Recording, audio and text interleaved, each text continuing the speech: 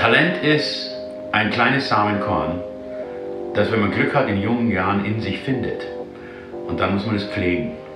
Ich hatte das Glück, dass ich das gesehen habe. Die Münchner Buben sind unterwegs. Und alle Mädel wollen nur die Münchner Buben. Bei Münchner Buben, da bringt nichts so. In der Grundschule, ich hatte einen Lehrer für Mathematik und Musik. Und der hat immer zu mir gesagt, Buben, egal was Sie im Leben machen, machen Sie nicht Musik. Da haben Sie keinen, und da hat auch noch Geigen gespielt. Und ich bin Widder. Wenn mir jemand sagt, das geht nicht, dann habe ich diesen Trieb, ihm genau das Gegenteil zu beweisen. Ich hatte damals in München eine sehr erfolgreiche Musikproduktion, die hat sich auf Werbung spezialisiert. Ich habe die großen Kampagnen damals gemacht, so McDonald's, Pepsi Cola, Mercedes BMW, ja, die ganzen Becks Bier, Marlboro Country, die ganzen Brandings und so. Dann war ich mit einer Werbekampagne in Los Angeles und dann, das fand ich irgendwie ganz gut. Da habe ich ein paar interessante Leute kennengelernt, unter anderem einen Mann namens David Ricketts, der dann 2 Jahre später mich in Bad Tölz besucht hat am Tegernsee, und der hat Bruce Springsteens Schwester geheiratet, Pamela Springsteen. Und sagte, du, er hat da so ein neues Mädel, und stellt sich raus, das Mädel war Sheryl Crow. Und dann sind wir jeden Dienstag nach Pasadena und haben an dem Album rumgeschnitzt. Und deswegen hieß das erste Album Tuesday Night Club. Und damals dachte ich mir, Hollywood, das ist schon vielleicht nicht schlecht. Und dann habe ich einen Container gepackt und habe den verschifft. Und dann hatte ich nur noch 4 Wochen Zeit, weil das Ding war unterwegs. Mit all meinen Sachen. Und dann bin ich nach Los Angeles geflogen, damals noch mit einem One-Way-Ticket.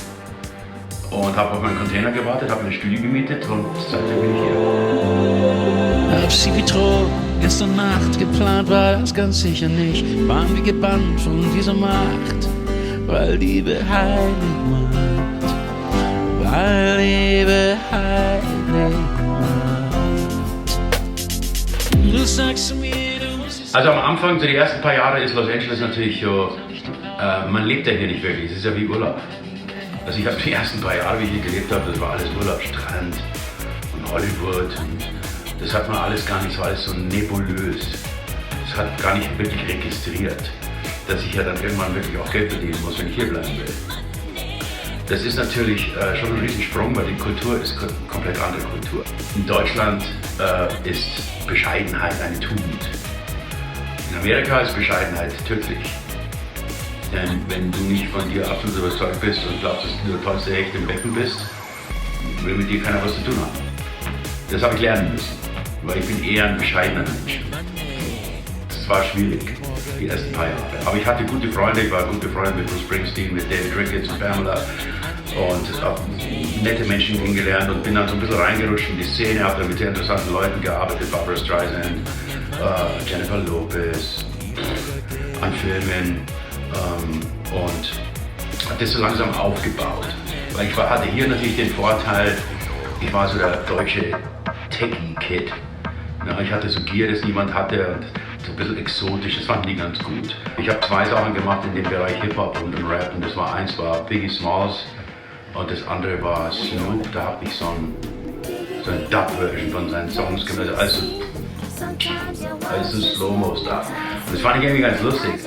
Und dann sind wir bei ihm ins Studio und ich hatte damals einen Ingenieur, David, der hat seinen Freund mitgenommen, Kids, und dann habe ich gesagt, weil ich wusste, dass die Pott waren. Also eins sage ich euch, wir sind da zum Arbeiten, weil da können wir nicht Stones sein, das muss sitzen.